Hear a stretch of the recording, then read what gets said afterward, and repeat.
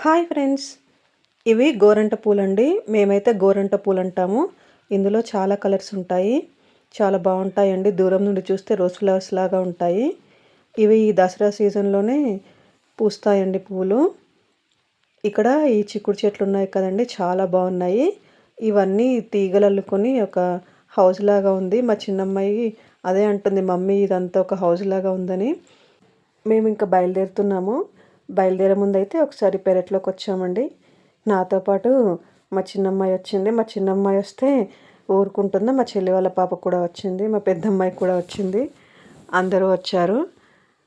ఇంకొకసారి పెరట్లోకి వచ్చి ఈ చెట్లు ఇవన్నీ చూస్తున్నామండి. మా చిన్నమ్మాయికైతే ఇవి భలే నచ్చాయండి చిక్కుడు చెట్లు. హౌస్‌లాగా ఉందనైతే ఆడుతుంది ఇంక వెళ్ళే ముందు. మోస్ట్‌లీ ఎవరైనా కూడా ఇలాగే ఎంజాయ్ చేస్తారండి అమ్మమ్మ, తాత వాళ్ళ ఇంటికెళ్తే. చాలా బావుంటుంది. పైగా ఈ చెట్లు చాలా స్పేస్ ఉంటుంది. పెరడదుంటుంది. చెట్లుంటాయి. రకరకాల చెట్లు.